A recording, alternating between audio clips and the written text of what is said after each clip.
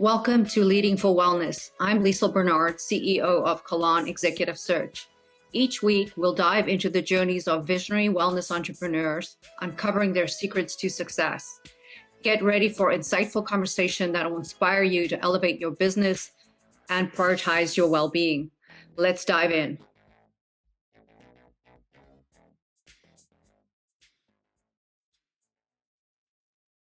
Hi, everyone. Thank you for joining us for another episode on Leading for Wellness. I'm very excited today to introduce our guest, Doug Lynch. Doug is a global executive with over 3 decades experience in the supplement and nutrition industry. And I'm really excited today to delve more into his extensive background and especially to discuss the impact of GLP-1 supplements in the market today. So Doug, thank you so much for joining me. I'm super glad to be here. Thanks, Liesl.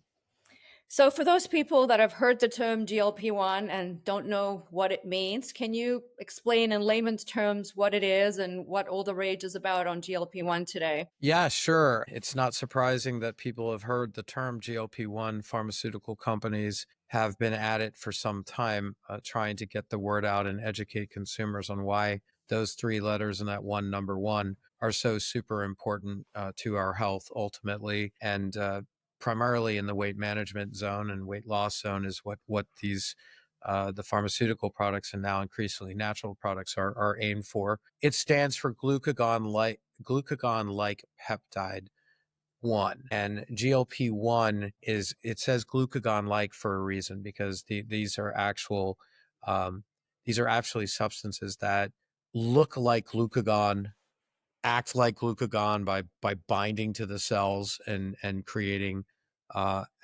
cascade of activities that happen in your body. And ultimately, it's tied towards blood sugar reduction, and ultimately satiety. So increasing your satiety or your sense that you're full. And ultimately, there's a delicate dance that happens in the human body between glucagon, which is a natural, it's a natural hormone, and glucagon is sort of the anti-insulin. We all know what insulin is. It's necessary for breaking down blood sugar. Glucagon actually works to increase that. And so they work together. And if we were in our natural state, if we had to deal with hunger, if we had to deal with famine, and we had to deal with periods without food, glucagon is super important to that regulation. But as we're far away from those types of situations now, ultimately the direction towards fat storage, which is the glucagon activity, we try to suppress that now in favor of basically burning that blood glucose so that ultimately our cells have the energy that we need to function. And you're not going into fat storage. So that's how it works. And the drug companies, we think that these are new ingredients or new drugs. Ozempic and Wegovy are the 2 that have caught most fire. It's a marketer's dream because there's like 90% recognition on Ozempic and Wegovy out there. Coca-Cola and Pepsi are the types of brands that actually kind of thrive on that type of recognition. But yeah, Ozempic has a 90% recognition for people being aware that it is a brand new tool in weight loss. Amazing. And I think a lot of people, are taking it. They're getting great results from it. There's a lot of side effects, and I think you and I talked a little bit before we went live in that, muscle loss is a big issue. And the minute you go off of it, unless you have a soft landing, there's significant, fat gain that happens very quickly. So I'd love you to chat about that a little bit more. Yeah, sure. So it is absolutely true that when you take a drug like Ozempic, you start to lose weight pretty rapidly. I mean, within weeks, you can actually see the results. The drug companies actually started these medications, Ozempic. These were diabetes medications, and they had the advantage of being able to give it out to thousands of patients and track them over the course of a year. And what they found is that pretty synonymous with taking their medications for diabetes. Ultimately, people were losing weight in a pretty dramatic way. Wegovy was born from Ozempic because Ozempic was absolutely a diabetes oriented. Wegovy was when they were able to fine tune the dose and see the fastest result with weight loss. The trick is that when you get on the scale, you're really happy because you're seeing that the numbers go down. And what that represents is there's partially obviously your fat is being reduced, but also your muscle is going with it. It's not unusual when you go on diets that actually happens. What's unusual about the drugs is that when people come off of them, when they make the conscious decision that they can't afford this anymore. Some of these drugs are costing like $1,200 a month for the benefit. Sometimes they don't like the side effects of these drugs and nausea and diarrhea and some pretty unpleasant stuff. So a number of people will take the drugs and actually will quit very, very rapidly. Pretty large percentage of people will actually not be able to get through the first few weeks and certainly the first few months of taking them. And as a result of that, yeah, they lost some weight during that period of time. But then what's pretty striking is that what's coming back is fat and not fat plus muscle. It's just fat. So the yo-yo diet that people have heard of before, when you go on a diet and you gain the weight back at a certain point, it's even more pronounced when it comes to these medications. So you're either taking them for life or you better find a way for a soft landing. Enter dietary supplements that might find ways to also keep GLP-1 in your circulatory system, albeit not at the levels that the agonists are. That's a drug term. The drugs are not your body's natural GLP-1. They're a mimicker of GLP-1. They're an agonist. So basically they're flooding the zone with a GLP-1 substance, and what we're able to do through dietary supplement is actually to work on endogenous, your own body's ability to produce GLP-1, keeping that in an elevated state. So hopefully you get that soft landing that we're talking about. That's amazing. So tell me what supplements are out in the market right now. I know you're working on a bunch of incredible ingredients that have those properties. Tell us more about what's on the market for a soft landing or as an alternative to GLP-1. Yeah, sure. So there's several categories of people that are taking dietary supplements in connection with GLP-1 medications. First of all, there's the ones that are aware and want to take the medications and get on them. If you're on the medications, you will have, unfortunately, a substantial number of people will have side effects that they have to overcome. And during that period of time, your body actually will require certain things. Again, I mentioned hydration. I mentioned diarrhea. So your body's own ability to absorb nutrients is compromised a little bit during this period of time. Enter the supplement because we can make sure you're hydrated. We can make sure you're getting your magnesium levels and all the levels you need for nutrition. And then the other area when you're on these medications, ultimately for long periods of time, uh, yeah, you get through the symptoms, right, of the side effects, but you're not eating right. Hmm. The whole reason they're working is because you're being full more often. And people that are on these medications will look at a plate of food and go, I'm just not interested. Well, those people obviously need to eat. They need You to need the actually get the nutrition, right? nutrition, Yeah, right? yeah. So Hmm. so inevitably the dietary supplements can help during that period of time, particularly protein. I mean, these are things that you're not getting enough of because you're stepping away from the table. So there are dietary supplements that are recommended, and I certainly would recommend it, and many doctors will recommend while you're taking the actual medication Like themselves. what? Well, yeah, I mentioned proteins, amino acids, branched chain amino acids. Obviously, if you wanted to do a few things that actually will potentially work in synergy with the medication, for example, thermogenics, where you can Hmm. actually um, break down, Boost your break, metabolism. Yeah. yeah, boost the mitochondrial function, boost metabolism. Um, yeah, so there's no question that those types of supplementation is important. All right, so you got the people that are on the medications and they're somewhat compromised. Well, you've got the ones that want to get off the medication at this point, right? Hmm. So here's that soft landing that we mentioned before. In that particular case, you're going to want to know about uh, things you can do to keep the weight loss happening.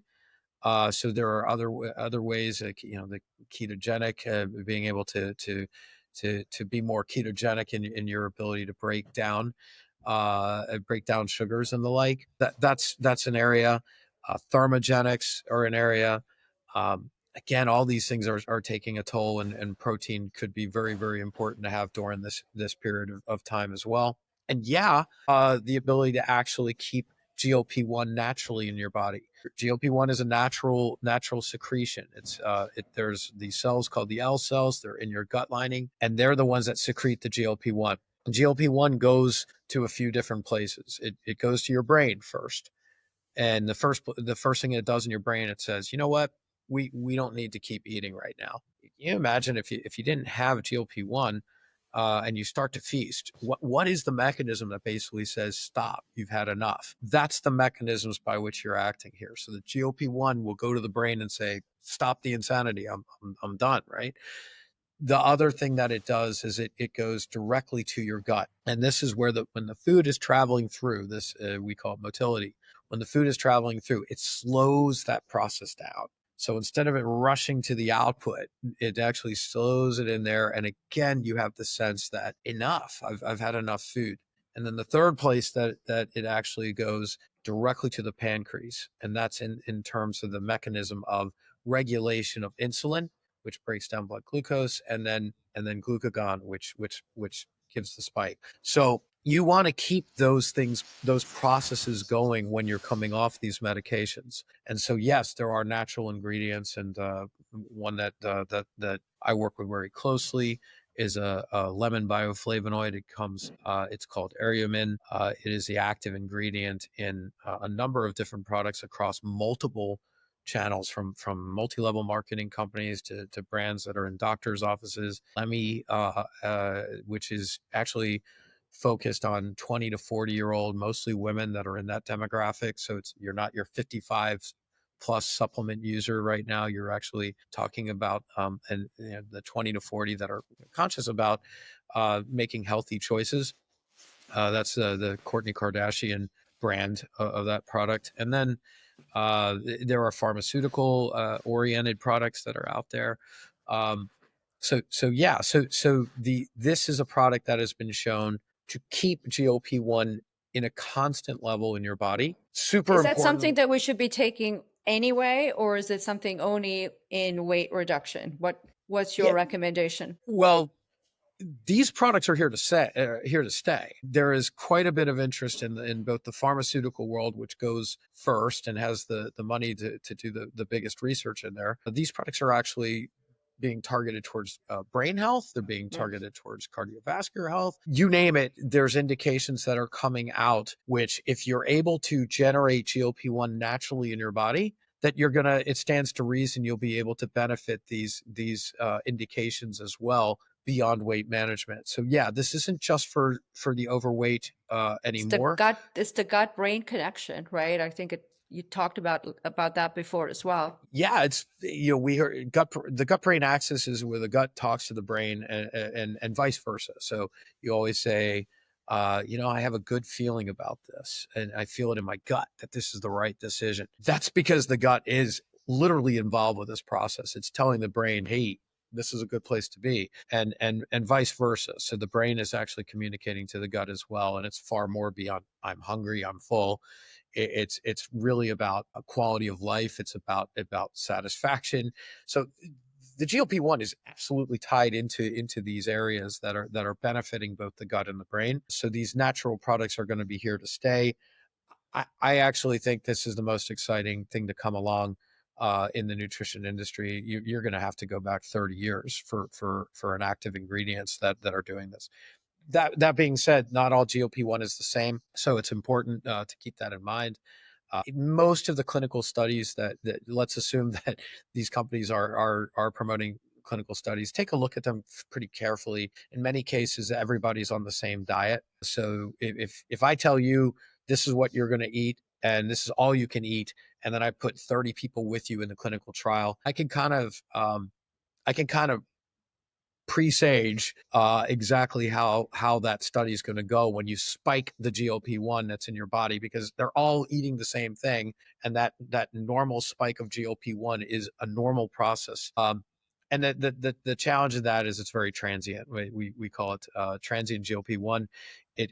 It's gone within 2 hours. So inevitably, what you're going to want is something that either is showing that it's in your blood circulation for a longer period of time. And the studies that the Ariaman people brought to the table and have a patent issued on this is that it showed that over 12 weeks versus baseline, it goes like this. So it's not like this.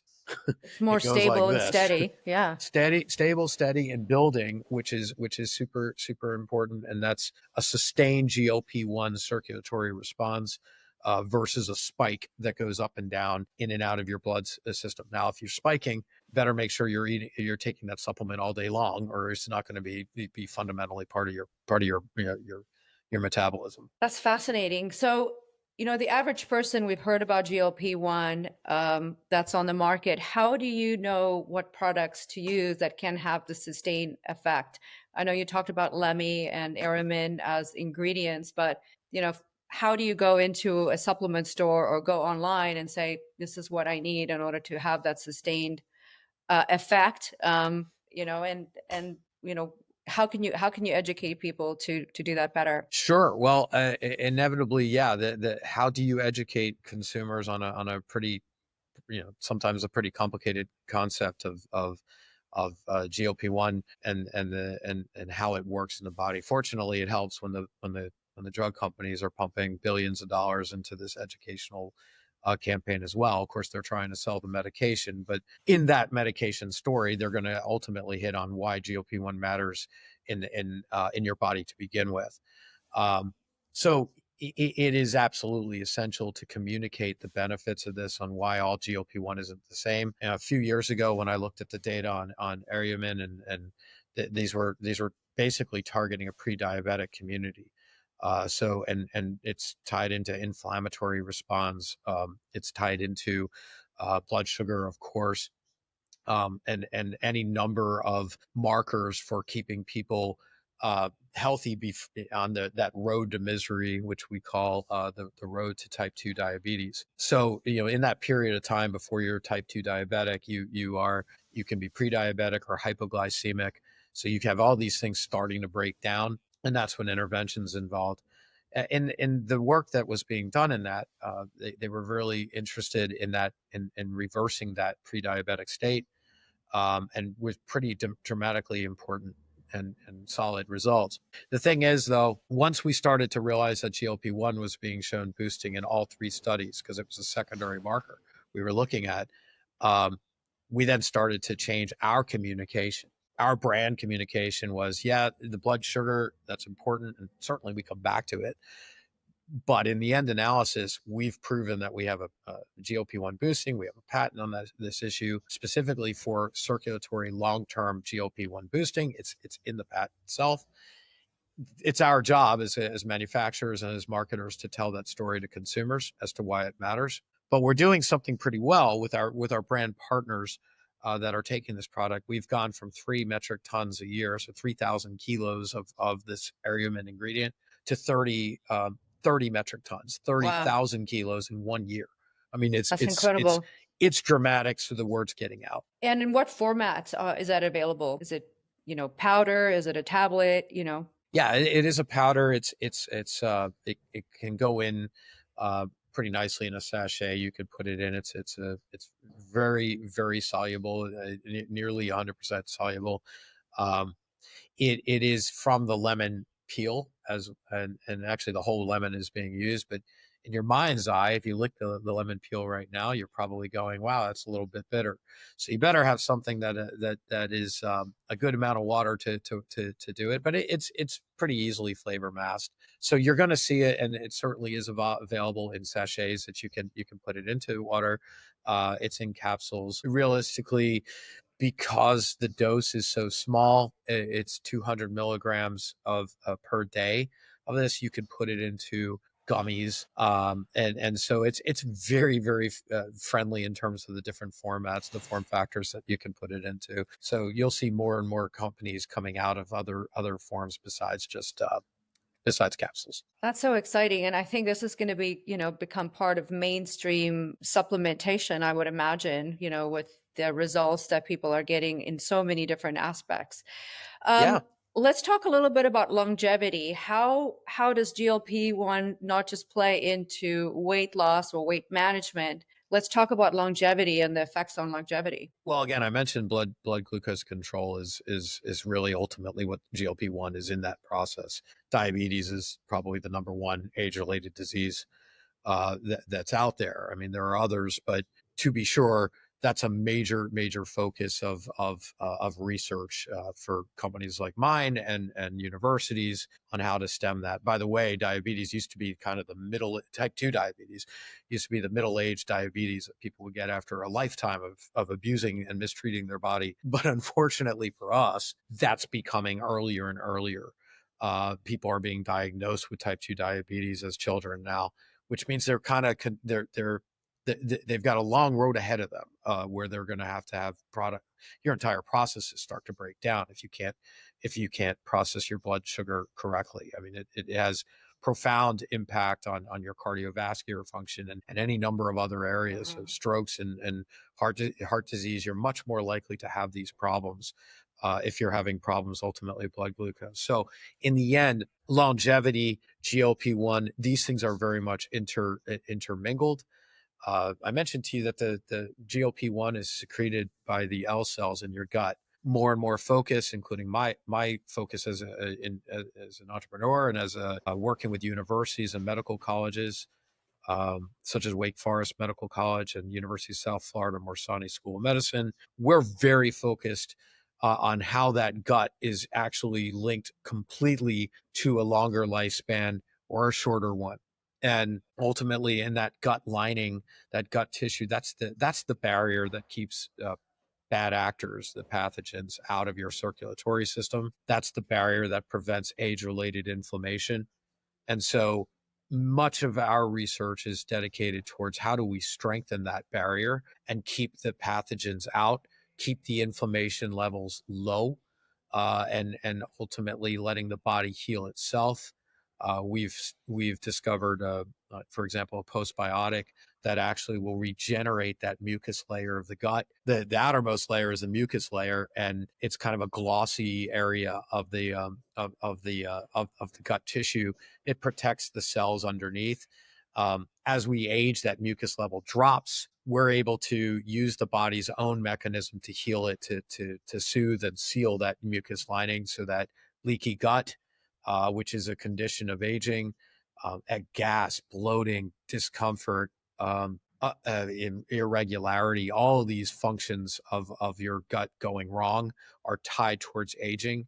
And so we believe if we don't address that, we're ultimately not addressing the aging processes at all. That is fascinating. And so the relationship between GLP and microbiome, and the pre and postbiotics that you guys are working on, explain that to me. Sure, there are some actual organisms that some probiotic organisms in your body, the good bugs, if you will, Hmm. that actually are responsible for your insulin having more effectiveness with blood sugar reduction. There are other ones that aren't as helpful for that process too. So inevitably, we are the bugs that are inside us, and very much GLP-1. It's tied towards Akkermansia is a probiotic that is most definitely seen and connected to GLP-1, as well as a very healthy nutrition and digestion process. We mentioned before that this postbiotic that we found actually not only did it boost the mucus feeds Akkermansia. So we actually found, Interesting. even though it's a dead strain of a probiotic, it shouldn't have an impact on the microbiome. It's actually making sure that the Akkermansia is thriving in your body, which is a very good thing. So yeah, so there's to be sure, you're going to find prebiotic combinations that are effective with GLP-1. You're going to find prebiotics that work very well to increase satiety, fibers, soluble fibers. These are not exactly new ingredients, but they're playing a new role to the consumer that either wants to take the medication, is taking it, or wants to get off of it. So prebiotics, probiotics, and postbiotics can all play a role ultimately in supporting your GLP-1, supporting your health span, which is your healthy years of life, and inevitably your lifespan, the longer years of life. And what is the difference between a pro and a postbiotic, for the average person that's listening up? Everyone knows about a, prebiotic, but not postbiotic. What is the difference? Yeah, sure. So prebiotics feed the bugs, and the bugs are you want good bugs, probiotics. You want and interestingly, in the term probiotic, you actually have it's supporting life processes, right? That's actually in the name of a probiotic. It's supporting life, and really the original probiotics were discovered even 100 years ago when they were studying lifespans of people that were eating particular fermented foods and having particular diets. They were living longer. And so that's kind of how probiotics came to be discovered, which are microorganisms that ultimately are affecting your life processes and extending life. Um, but in the last, say, 50 years, most of that probiotic research has gone into, is it working? Oh, no, they're not looking at that. They're looking at, is the strain kept alive? Is the strain in your dairy products still in there? Everybody's seen a supplement where you look at it, you turn it around, it says that there's 6 probiotics in there, but at the time of manufacture, there's billions of strains, but really they can't tell you how much is in it Now, when it yeah. goes through the manufacturing, right? Right. So postbiotics is the dead probiotic. So the probiotic lives its happy life and then it dies. And what we're able to find, and the research of the companies that I'm associated with, are really targeting what happens to the dead strain. If it is it dead, does that mean it doesn't work? And what we're finding is, oh no, no, no, no. We actually find that the dead strains actually can be very effective and effective across a large group of people. When you're injecting live strains of probiotics into your body, no two people are going to have the same experience. And that's the sad reality of live strains. But when you're looking at the dead strains, not all of them, but very, very specific ones that are showing this, have a dose response. It's much more typical. It's a much more universal experience, just like botanicals and any other bioactive. And in our case, these postbiotics are really, really interesting. And that's not to say probiotics aren't healthy or good for you. Of course, they are. But the interesting thing is when you consume a probiotic, it's the body itself tends to kill it within 2 hours. So is the benefit from the probiotic coming from the probiotic strain, or is it actually coming from the dead strain? And that's the profound question that my groups of researchers are focused on at the USF Center for Microbiome Research. We have over 55 PhDs that are really focused on longevity and how the gut microbiome can be tied to it. And postbiotics are a really interesting tool. By the way, in the one that I mentioned, it's not the strain.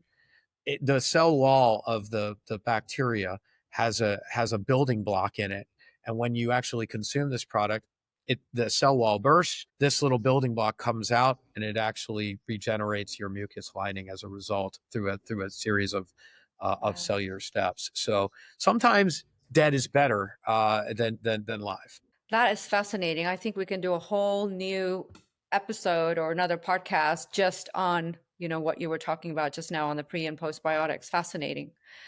That's really incredible.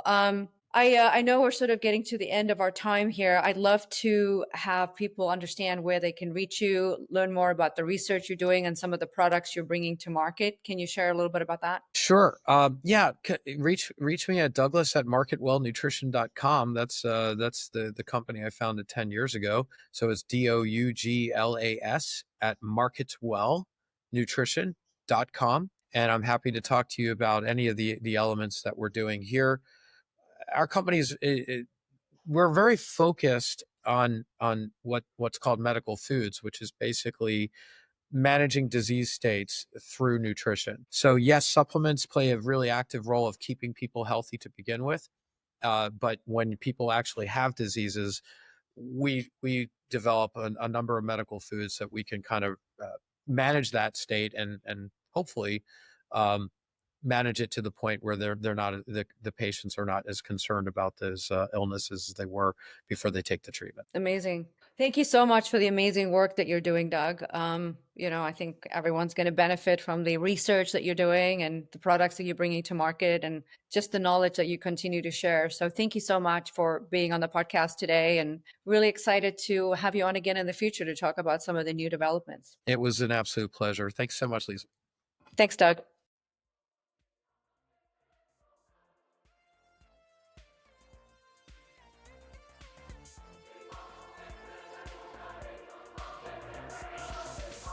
Thank you so much for tuning into Leading for Wellness. This podcast is powered by Kalon Executive Search. If you enjoyed the show, please rate and review us on your favorite podcast platform. And to learn more about our services, you can visit us at kalonstaffing.com or follow us on Instagram at kalonstaffing.